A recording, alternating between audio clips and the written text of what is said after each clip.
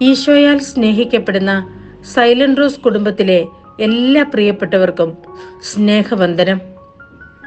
ഇന്ന് ഈ പ്രാർത്ഥനാ നിമിഷങ്ങളിൽ നമ്മുടെ കുടുംബത്തിലേക്ക് നമുക്കൊന്ന് കണ്ണോടിക്കാം. ഓരോ ദിവസവും നമ്മുടെ നാവ് പരസ്പരം എത്ര നുണകളാണ് പറയുന്നത്. ചിലതൊക്കെ നമുക്ക് മനസ്സിലാകും അത് നുണയാണെന്ന്. നമ്മളത് ചോദ്യം ചെയ്യും, കുടുംബത്തിൽ കലഹമാകും. മറ്റു ചിലത് നുണയാണെന്ന് അറിഞ്ഞിട്ടും അറിയാത്ത ഭാവത്തിൽ നമ്മൾ അങ്ങോട്ട് സ്വീകരിക്കും, കലഹം ഒഴിവാക്കാൻ.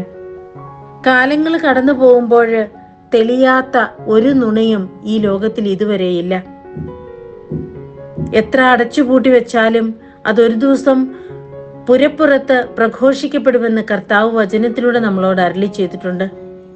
ഇന്ന് നമ്മൾ സങ്കീർത്തന വചനം വായിക്കുന്നത് ഇങ്ങനെയാണ്: കർത്താവേ, എന്റെ അധരങ്ങളെ തുറക്കണമേ, എന്റെ നാവ് അങ്ങയുടെ സ്തുതികൾ ആലപിക്കും. ബലികളിൽ അങ്ങ് പ്രസാദിക്കുന്നില്ല. ഞാൻ ദഹനബലി അർപ്പിച്ചാൽ അങ്ങ് സന്തുഷ്ടനാവുകയുമില്ല. ഉരുകിയ മനസ്സാണ് ദൈവത്തിന് സ്വീകാര്യമായ ബലി. ദൈവമേ, നുറുങ്ങിയ ഹൃദയത്തെ അങ്ങ് നിരസിക്കുകയില്ല.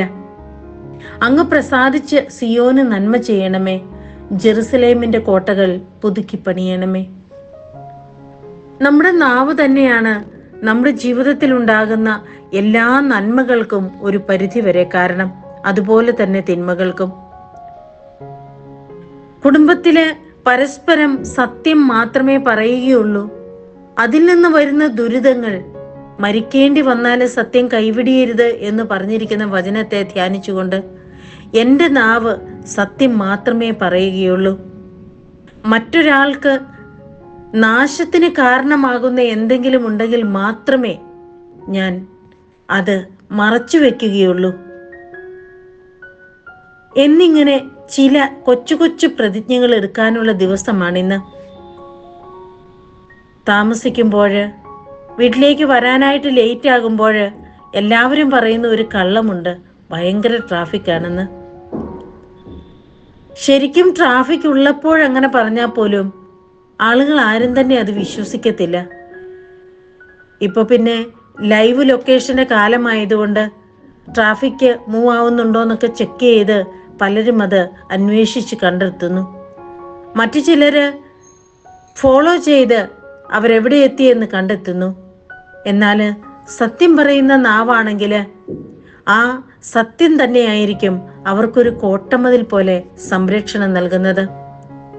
അങ്ങ് പ്രസാദിച്ച് സിയോന് നന്മ ചെയ്യണമേ, ജെറുസലമിന്റെ കോട്ടകൾ പുതുക്കിപ്പണിയണമേ എന്ന് സങ്കീർത്തകൻ പറയുമ്പോൾ അതിനു മുൻപത്തെ വചനമാണ് പറയുന്നത്: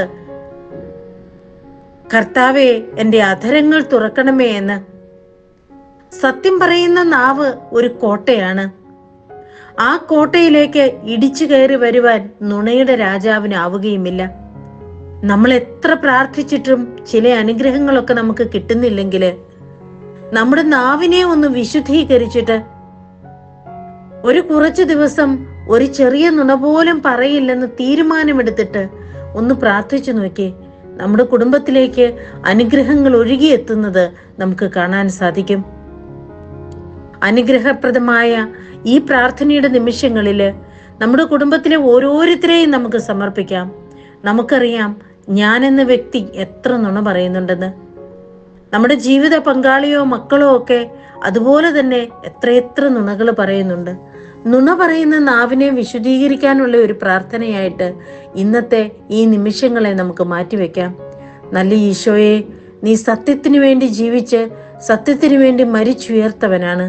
കാരുണ്യവാനെ, സത്യത്താൽ പ്രകാശപൂരിതരാകുവാൻ, കുടുംബത്തിൽ സത്യത്തിലൂടെ ജൈത്രയാത്ര നടത്തുവാൻ, അതുവഴി ഞങ്ങൾക്ക് തടസ്സപ്പെട്ടിരിക്കുന്ന എല്ലാ അനുഗ്രഹങ്ങളും ഞങ്ങളുടെ ജീവിതത്തിലേക്ക് വരുവാനായിട്ട് ഒഴുകിയെത്താൻ ഈശോനാഥ ഞങ്ങളുടെ അധരങ്ങളെ വിശുദ്ധീകരിക്കണമേ എന്ന് ഞങ്ങൾ പ്രാർത്ഥിക്കുകയാണ്.